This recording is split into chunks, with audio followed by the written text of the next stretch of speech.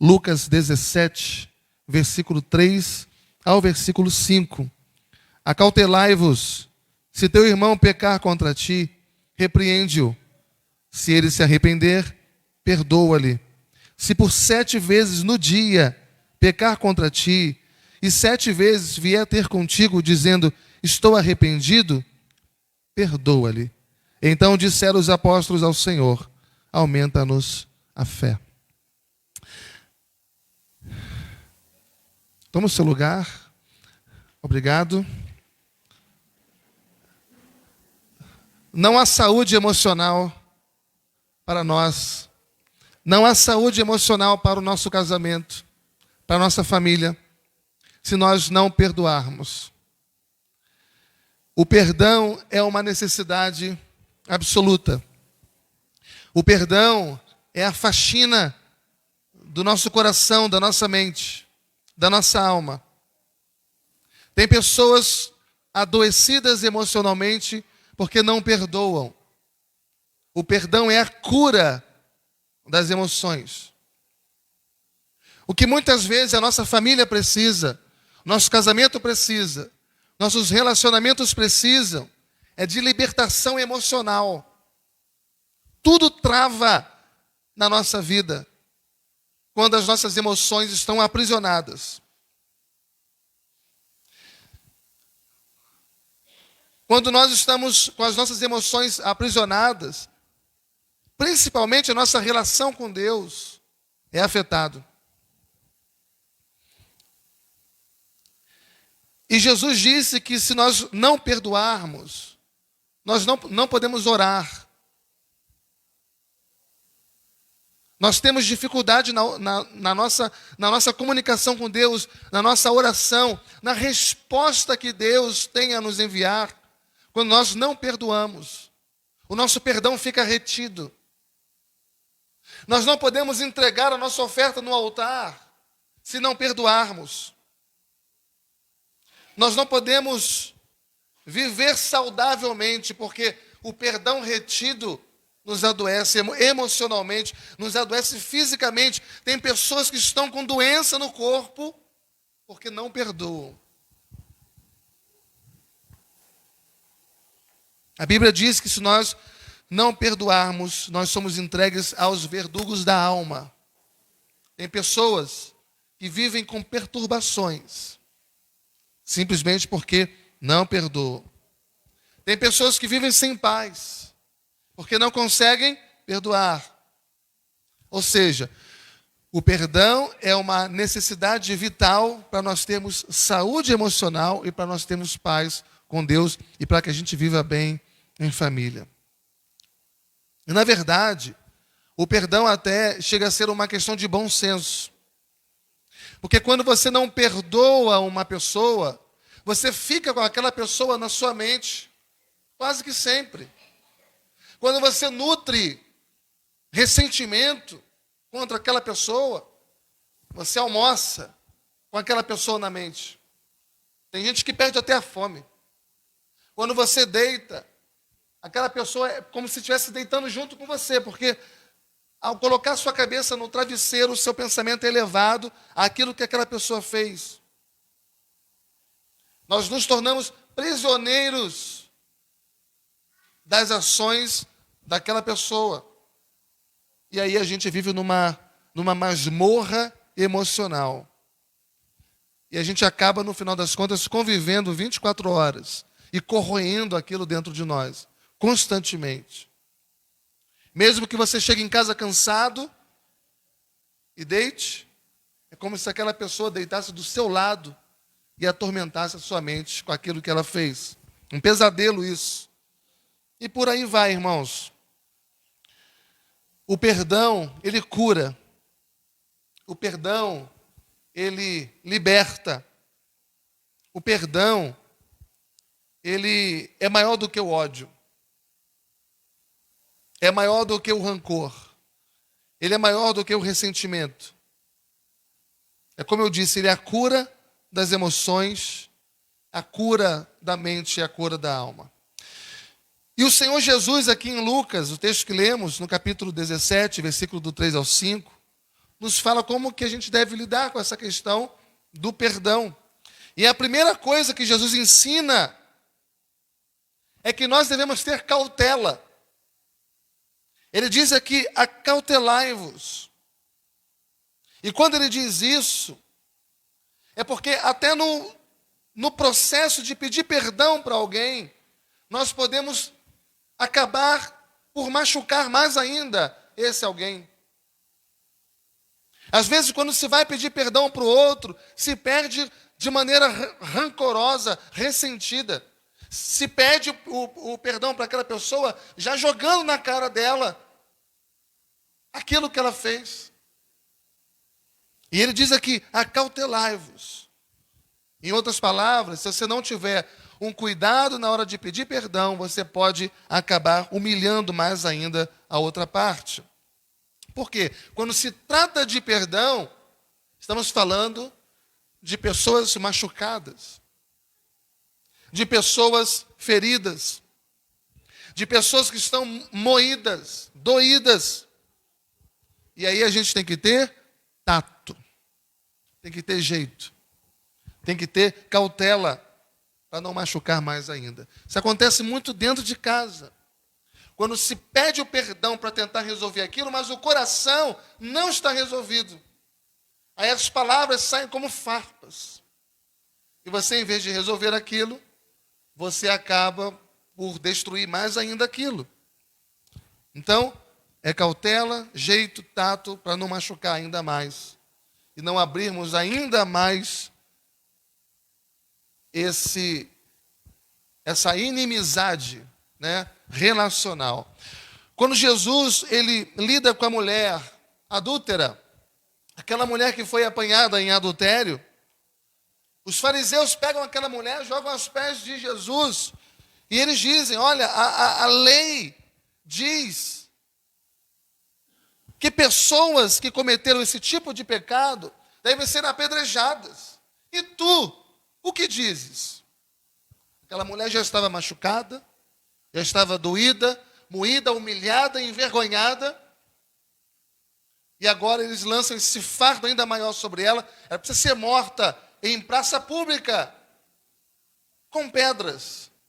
Porque a lei ordenava assim. E chega para Jesus e diz, e tu, o que dizes? E Jesus, ele tira o foco dessa mulher. Ele não foca a sua atenção nesta mulher, mas ele coloca a sua atenção nos acusadores. E ele chega para aqueles homens e diz, aquele que não tiver pecado, atire a primeira pedra. E aí a história conta que os acusadores foram saindo um a um. E não ficaram nenhum deles ali. E Jesus se volta para aquela mulher que já estava machucada, humilhada, e diz para ela, mulher, onde estão os teus acusadores? Eles não te condenaram? Eu também não te condeno. Vai e não peques mais. E aquela mulher que estava sentenciada à lei, sentenciada pela religião, sentenciada pela consciência, sentenciada pelos acusadores, ela encontra no tribunal de Cristo libertação. Ela encontra no tribunal de Cristo perdão.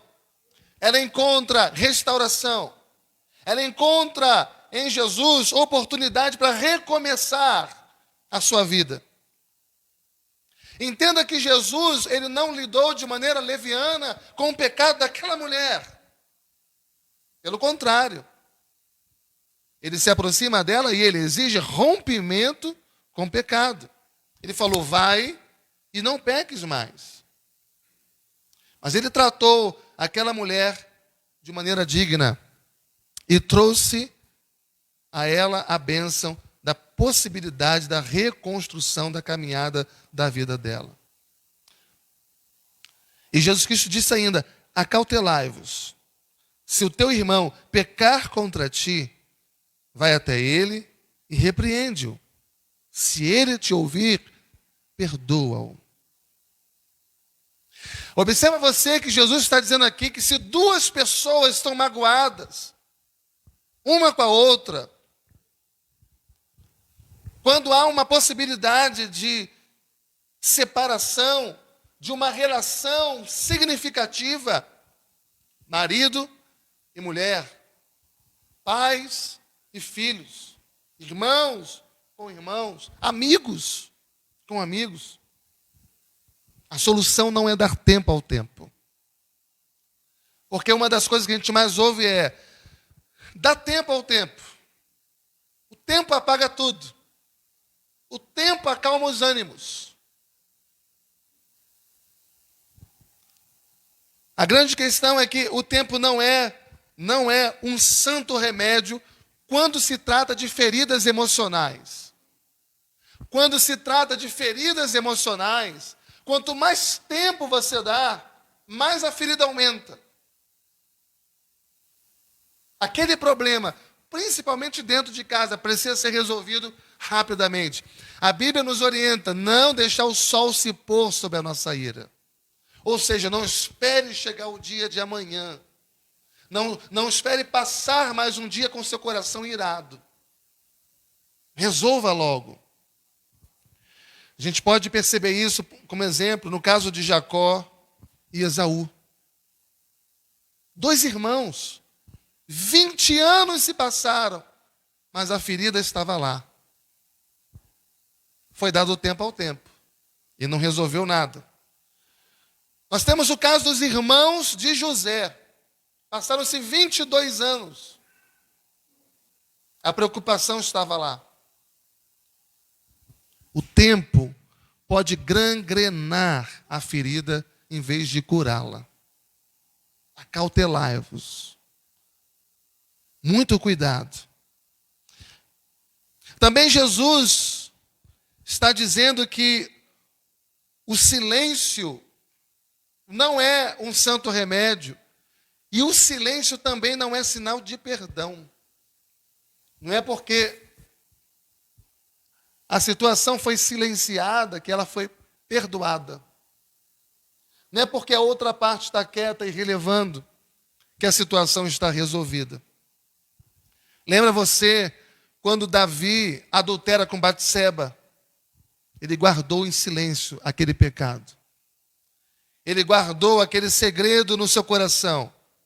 Ele pensou que o silêncio, ele poderia aplacar a angústia da alma. Mas a Bíblia conta que enquanto ele calou o seu pecado, ele ficou debaixo do peso da mão de Deus. Ele gemia dia e noite no seu leito, porque o seu pecado estava escondido.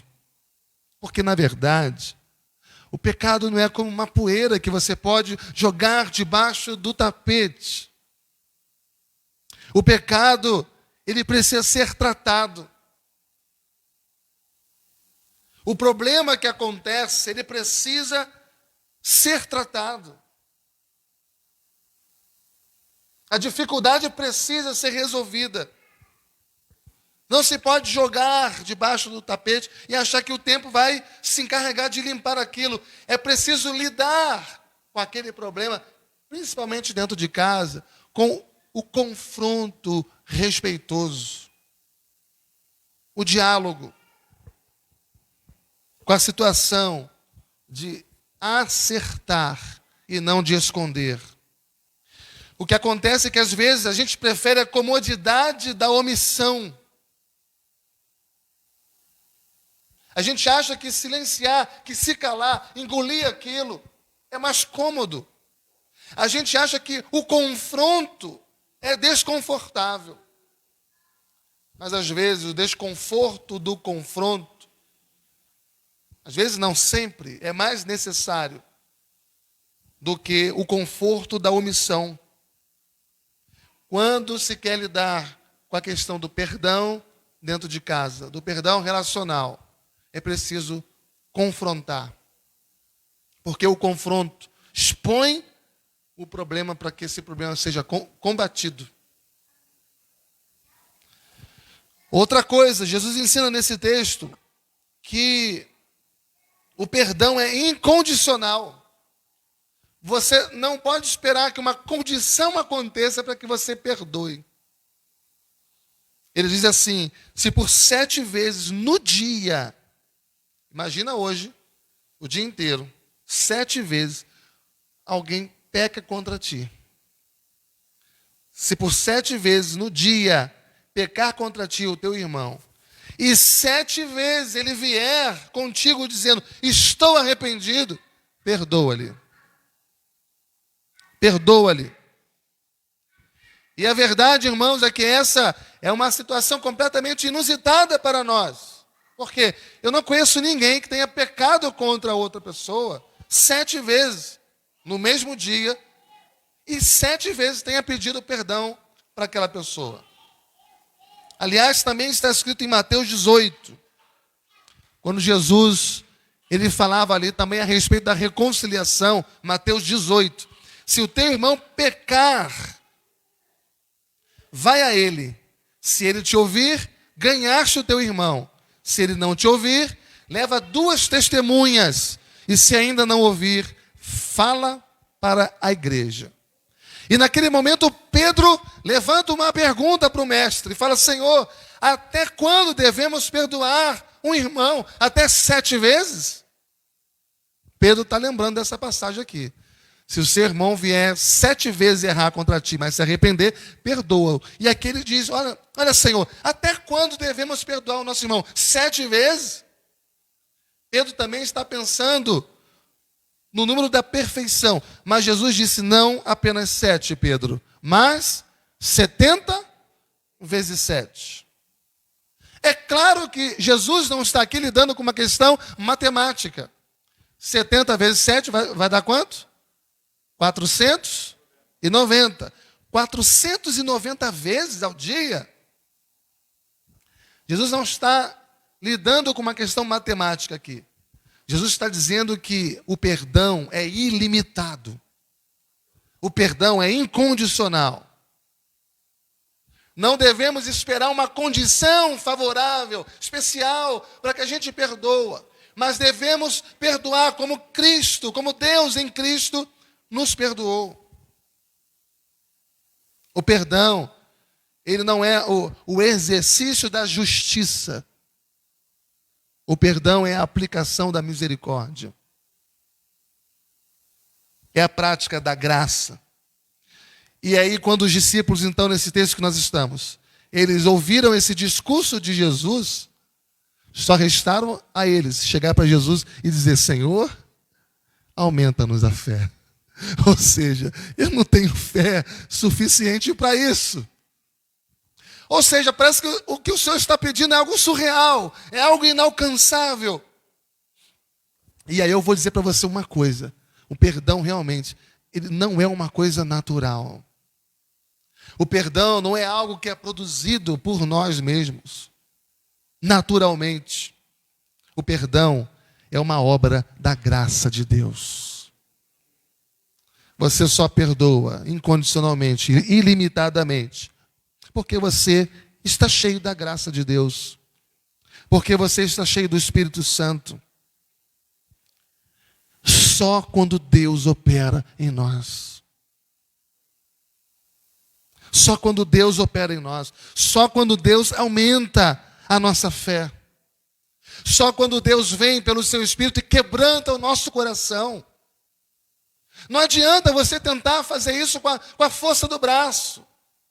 Não adianta você tentar fazer isso com a sua própria capacidade. Se o Espírito Santo não atuar na sua vida, você não consegue perdoar alguém que te ofendeu. Só quando Ele nos quebranta, só quando Ele aumenta a nossa fé, só quando Ele leva a nossa mente, leva a nossa consciência cativa à obediência a Cristo, é que nós passamos a ter condições de perdoar. Se você não perdoar, você vira um prisioneiro. Você é trasladado a um cativeiro emocional. E você adoece emocionalmente.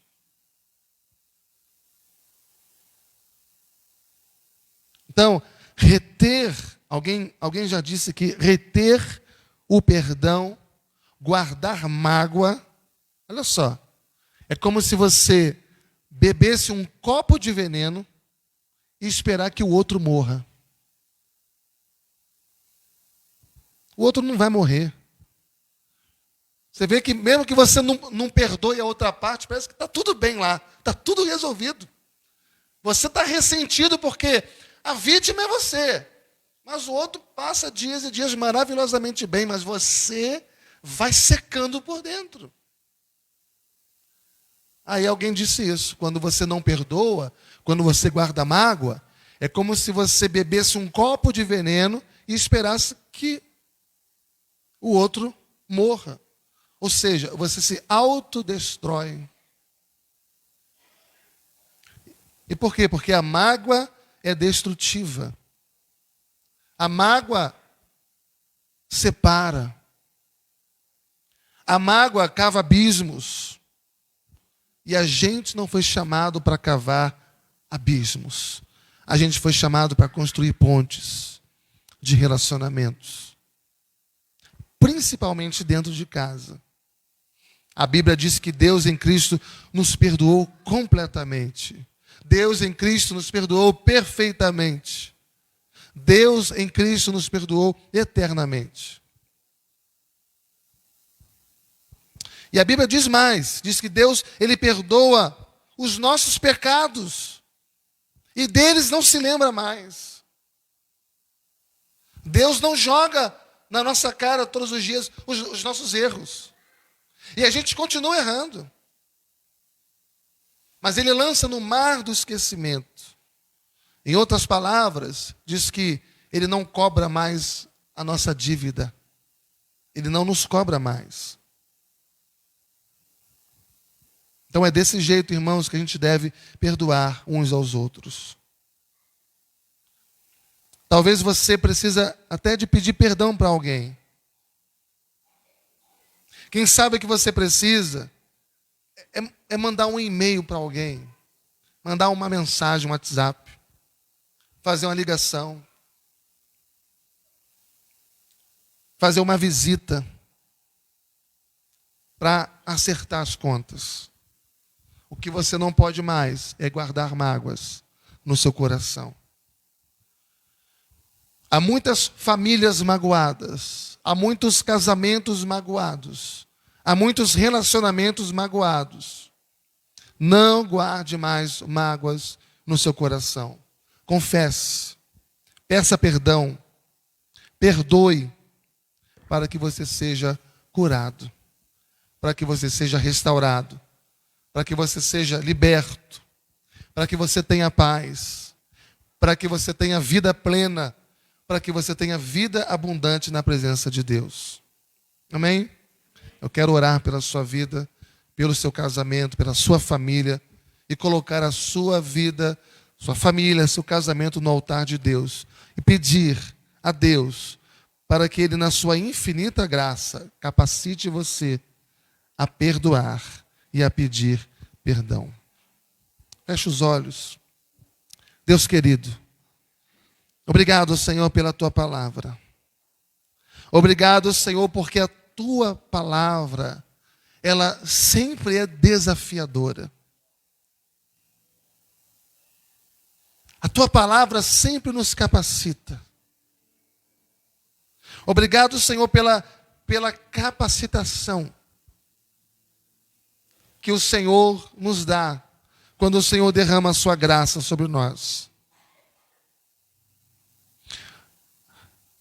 Graça que nós necessitamos para exercitarmos o perdão dentro do nosso lar, dentro dos nossos relacionamentos. Nós não queremos, Pai, viver algemados, aprisionados, amarrados a mágoas, a ressentimentos, com o nosso coração pesado, com o nosso coração entristecido, rancoroso, ressentido, adoecido, Pai, pela mágoa. Senhor, dá-nos a capacidade de limpar toda a ferida que há no nosso relacionamento familiar. Dá-nos a capacidade e a bênção de vivermos livres, Senhor. Fora dessas correntes, dessas cadeias. E ajuda, Senhor, a esse meu irmão, a esta minha irmã que nesta hora me ouve. Ajuda-os a perdoar. E ajuda-os, ó Pai, e capacita-os a perdoar incondicionalmente, a não esperar um momento favorável, a situação favorável para liberar perdão, Senhor. Mas que eles sejam revestidos do teu poder, da tua graça, da tua capacitação, da tua unção para perdoar. Para que também o perdão seja liberado sobre eles e não seja retido. Para que também eles possam receber o teu perdão, Senhor. Para que também eles possam viver uma vida de alegria, uma vida de liberdade, uma vida abundante, uma vida plena na tua presença. Ajuda essa família, Pai. Ajuda esse casamento, ajuda, Senhor, para que haja reconciliação nesse relacionamento, aonde Satanás tem colocado suas patas para separar, para destruir. Ó Deus, a tua palavra diz que aquilo que o Senhor uniu, não separe o homem. Ajuda, Senhor, para que seja completamente restaurado, para que o teu nome seja glorificado nesta família, nesse casamento, nesta vida, Senhor. Essa é a nossa súplica, essa é a nossa oração. Em nome de Jesus. E todos digam amém e amém. Glória a Deus.